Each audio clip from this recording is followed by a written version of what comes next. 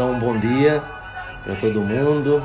Mais uma vez estamos aqui abrindo o nosso coração para acolher a palavra que não passa, né? A palavra do Senhor, esta palavra que permanece eternamente, pois esta palavra, mais do que um escrito, mais do que um registro material, é o próprio Senhor. Jesus é o Verbo encarnado e, portanto, se nós o acolhermos, ele não passará, ele estará presente sempre na nossa vida. Então iniciamos em nome do Pai, do Filho e do Espírito Santo. Amém. Levantai, ó Deus, o ânimo dos vossos filhos e filhas, para que, aproveitando melhor as vossas graças, obtenham de vossa paternal bondade mais poderosos auxílios. Por nosso Senhor Jesus Cristo, vosso Filho, na unidade do Espírito Santo. Amém. Hoje nós temos ainda a continuação da leitura do capítulo 21 do Evangelho de São Lucas. Estamos já no finalzinho deste capítulo, no versículo 29 e 33. Temos apenas só mais uma pequena parte para concluir este capítulo 21. E este capítulo 21, que fizemos a leitura praticamente de todo o capítulo, nos colocava numa perspectiva com duas referências, né? Ao fato histórico da queda de Jerusalém, quando os romanos entraram em Jerusalém, arrasaram a cidade, destruíram o templo, tanto que Jesus dizia justamente isso, né? Não ficará pedra sobre pedra. E uma primeira referência ao ensinamento de Jesus. Mas também, nesta ocasião, né, do ensinamento de Jesus, havia um anúncio universal, né, do julgamento final, né, da parousia, assim por diante. Então são esses dois níveis que nós identificamos no ensinamento de Jesus, né, sobretudo nesses últimos trechos que nós ouvimos do capítulo 21 do Evangelho de São Lucas. Hoje Jesus conta uma parábola. Olhai a figueira e todas as árvores. Quando vedes que elas estão dando brotos, logo sabeis que o verão está perto. Vós também, quando virdes acontecer essas coisas, ficais sabendo que o reino de Deus está perto. Em verdade eu vos digo, tudo isso vai acontecer antes que passe esta geração. O céu e a terra passarão, mas as minhas palavras não hão de passar. Então aqui nós vemos esse modo de Jesus ensinar com realismo, porque fala desses acontecimentos um tanto calamitosos, desastrosos, então tem um realismo.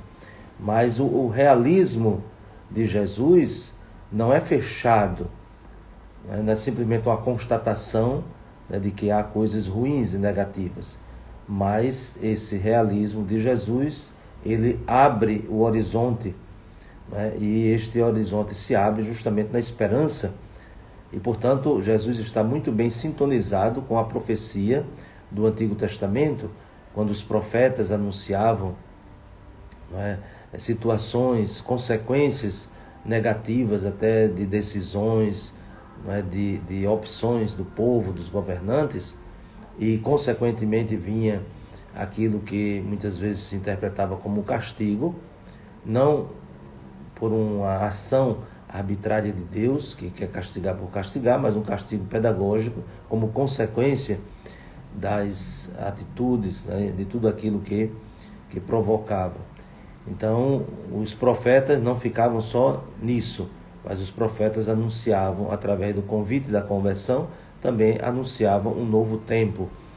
E Jesus, como dizíamos, nessa sintonia muito grande com a corrente profética, depois de ter dito tudo isso, de ter chamado a atenção para todas essas situações, ele não se fecha, mas pelo contrário, ele, nos dois últimos versículos do nosso trecho de hoje, nós vamos encontrar essa esperança. Em verdade eu vos digo, tudo isso vai acontecer antes que passe esta geração. O céu e a terra passarão, mas as minhas palavras não hão de passar. E, portanto, qual é a palavra de Jesus? Nós acabamos de dizer, Jesus é a própria palavra. Então, se Jesus é o Deus conosco, o Emanuel, então nós não podemos pensar de forma nenhuma que ele passou, que com a sua morte e a sua ressurreição e retorno ao Pai, ele está distante. Não, mas ele está presente e é preciso que nós reconheçamos essa presença.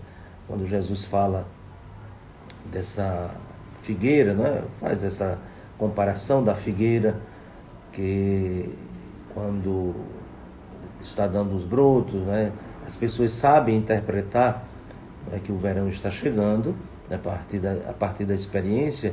Assim também os cristãos, né, deveriam, iluminados pela fé, conduzidos pelo Evangelho e pelo Espírito de Deus, então deveriam também enxergar, né, com mais profundidade esses sinais, os sinais da presença do reino.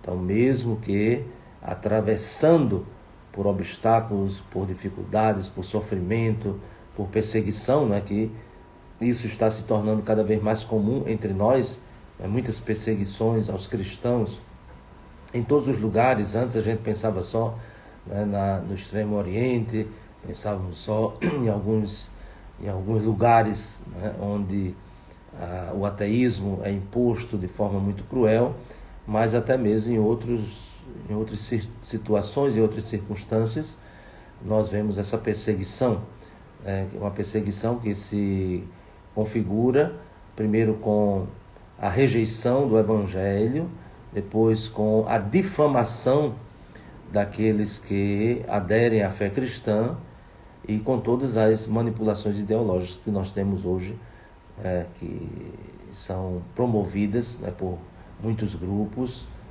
Isso tem muito investimento, porque de fato o Evangelho liberta as pessoas, enquanto que essas ideologias, essas manipulações são instrumentos de escravidão.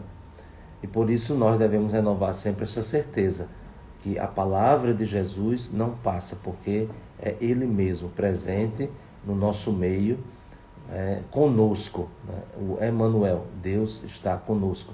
E, portanto, precisamos renovar a nossa fé e a nossa certeza de que não estamos sozinhos, né? Não é que passou. Hoje há toda uma propaganda, né, para querer convencer as pessoas que o cristianismo ele é ultrapassado, é obsoleto, é coisa medieval e assim por diante, né? Quando nós sabemos que a palavra de Deus é permanente, é eterna, é sempre atual, é sempre uma palavra que vai iluminando a nossa mente, que vai recuperando a nossa lucidez para garantir a dignidade da vida e nos abrir também para este horizonte, né, que é o horizonte da felicidade eterna, da plenitude de vida. Então, que o Senhor nos ajude a crermos nesta verdade que Ele nos ensina. O céu e a terra passarão, mas as minhas palavras não hão de passar. E que desça sobre vós a bênção de Deus Todo-Poderoso, Pai, Filho e Espírito Santo. Amém.